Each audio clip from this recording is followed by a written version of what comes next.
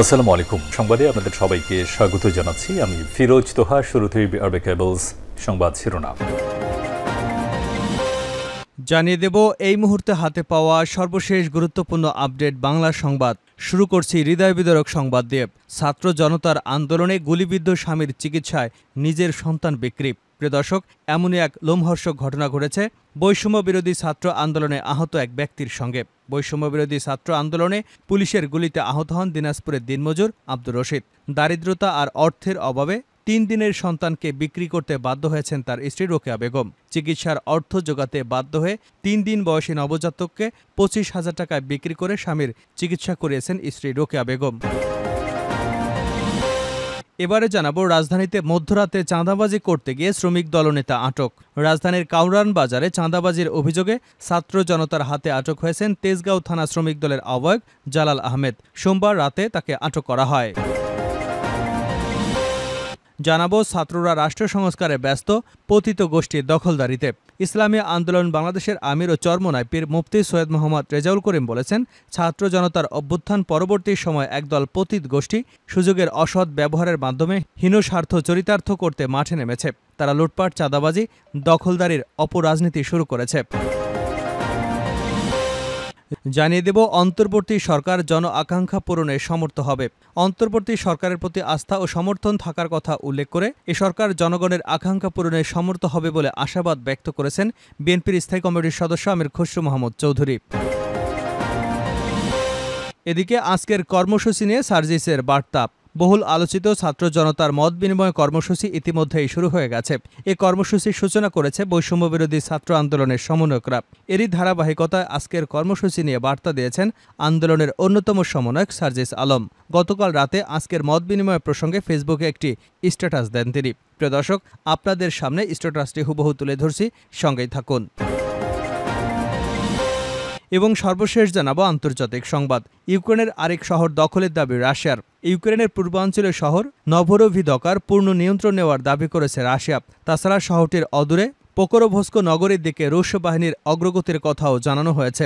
খবর রয়টার্সের। এতক্ষণ শিরোনাম শুনছিলেন, এবার বিস্তারিত। প্রিয় দর্শক, আপনি যদি এই চ্যানেলে নতুন হয়ে থাকেন, ভিডিওটি দেখতে দেখতে চ্যানেলটি সাবস্ক্রাইব করে আমাদের সঙ্গেই থাকুন। আর এই ভিডিও সম্পর্কে আপনি আপনার মূল্যবান মতামতটি কমেন্ট বক্সে জানিয়ে দিন। আর হ্যাঁ প্রিয় দর্শক, জানিয়ে দিন ভিডিওটি কোথা থেকে দেখছেন। ছাত্র আন্দোলনে গুলিবিদ্ধ স্বামীর চিকিৎসায় সন্তান বিক্রি। বৈষম্য বিরোধী ছাত্র আন্দোলনে পুলিশের গুলিতে আহত হন পিরোজপুরের দিনাজপুরের দিনমজুর আব্দুর রশিদ। দারিদ্রতার আর অর্থের অভাবে ৩ দিনের সন্তানকে বিক্রি করতে বাধ্য হয়েছেন তার স্ত্রী রোকেয়া বেগম। চিকিৎসার অর্থ জোগাতে বাধ্য হয়ে ৩ দিন বয়সী নবজাতককে ২৫,০০০ টাকায় বিক্রি করেন তার স্ত্রী রোকেয়া বেগম। জানা গেছে, গত ৪ আগস্ট দুপুরে দিনাজপুরের সদর হাসপাতালের টিকিট কাউন্টারের সামনে পুলিশের ছড়া গুলিতে আহত হন দিনমজুর আব্দুর রশিদ। হাসপাতালের প্রাথমিক চিকিৎসা শেষে অন্তঃসত্ত্বা স্ত্রীকে নিয়ে বাড়ি চলে যান তিনি। অবস্থার অবনতি হয় ৮ August Dinajpur M A Abdur Rahim medical college হাসপাতালে ভর্তি করা হয় তাকে। সেখানে পরদিন শুক্রবার তার অপারেশন করা হয়। এর পরদিন শহরের রাজবাড়ী এলাকার নিজ বাসায় কন্যা সন্তানের জন্ম দেন গৃহবধূ রোকেয়া বেগম। কিন্তু অসহায় এই নারী হাসপাতালে স্বামীর চিকিৎসা চালানোর জন্য ১২ আগস্ট রংপুরে এক দম্পতির কাছে ২৫,০০০ টাকায় তার নবজাতককে বিক্রি করতে বাধ্য হন। সেই টাকা দিয়ে কোনো মতে স্বামীর চিকিৎসা চালানো হলেও ১ মাস পর আরেকটি অপারেশন করতে বলেছেন চিকিৎসকরা।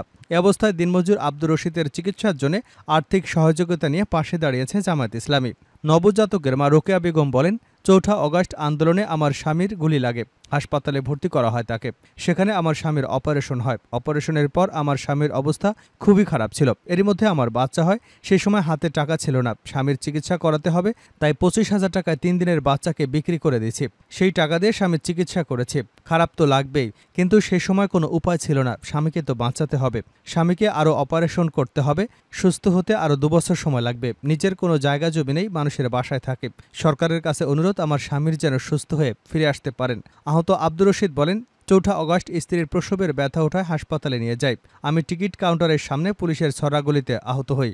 পরে আমাকে হাসপাতালে ভর্তি করেন স্থানীয়রা। আমি চিকিৎসা নিয়ে বাসায় আসি।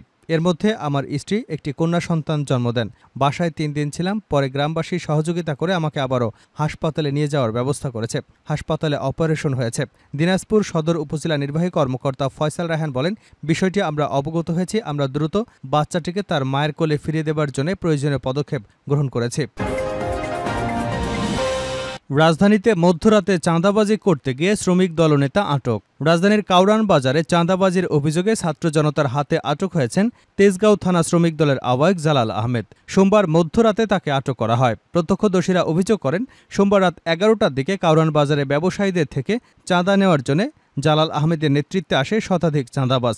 ব্যবসায়ীরা শিক্ষার্থীদের খবর দিলে তারা এসে চাঁদাবাজদের প্রতিহতের চেষ্টা করেন। এ সময় চাঁদাবাজদের হামলায় শিক্ষার্থীসহ একাধিক ব্যবসায়ী আহত হন। পরে শিক্ষার্থীরা জালাল আহমেদকে আটক করে পুলিশে সোপর্দ করেন, যদিও অভিযোগ অস্বীকার করেছে জালাল আহমেদ।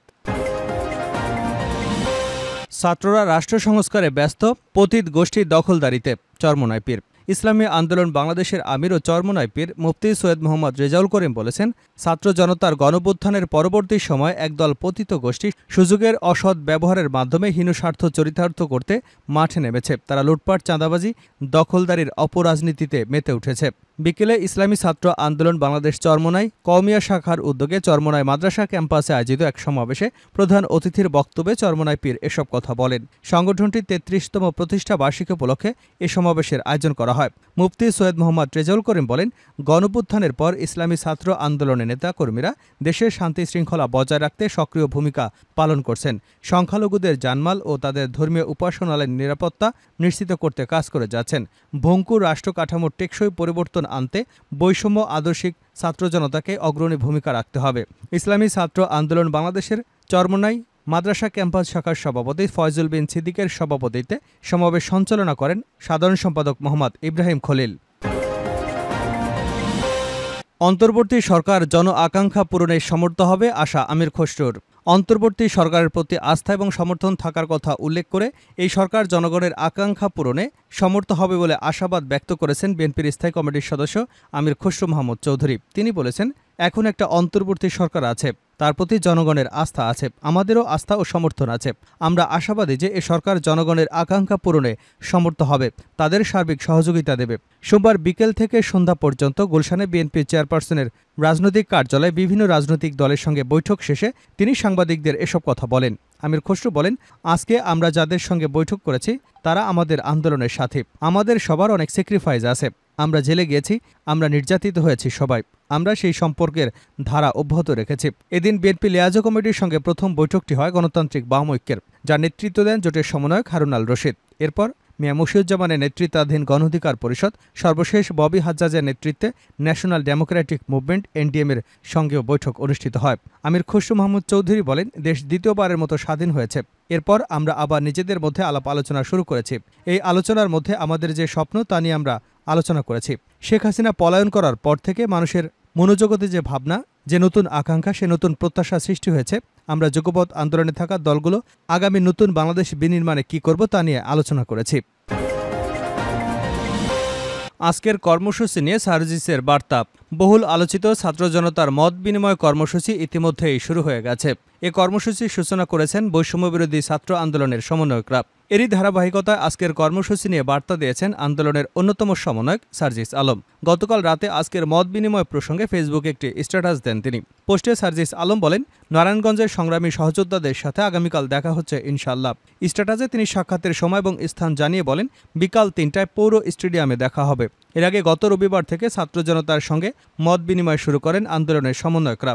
এদিন সমন্বয়ক হাসনাত আবদুল্লাহ চট্টগ্রাম এবং মুন্সিগঞ্জে যান সার্জিস আলম। এদিকে গত শনিবার রাতে ফেসবুকে এক স্ট্যাটাসে হাসনাত আবদুল্লাহ জানান, প্রিয় চট্টগ্রামবাসী, আগামীকাল রবিবার ৮ই সেপ্টেম্বর থেকে শুরু হচ্ছে বৈষম্যবিরোধী ছাত্র আন্দোলনের বিভাগীয় ও জেলা পর্যায়ের সফর। এ সফরের অংশ হিসেবে আমাদের একটি সমন্বয়ক টিম প্রত্যেকটি জেলার অভ্যুত্থান ঘটানো ছাত্র জনতার সঙ্গে মত বিনিময় সভায় অংশগ্রহণ করবে। তিনি আরও লেখেন, রক্তের বন্ধনে আবদ্ধ ছাত্র জনতার সঙ্গে আগামীকাল দেখা হচ্ছে ইনশাআল্লাহ। এর আগে গত বুধবার দুপুরে টিএসসিতে আয়োজিত সংবাদ সম্মেলনে এমন কর্মসূচির পরিকল্পনার কথা জানিয়েছিলেন বৈষম্যবিরোধী ছাত্র আন্দোলনের কেন্দ্রীয় সমন্বয়ক সার্জিস আলম।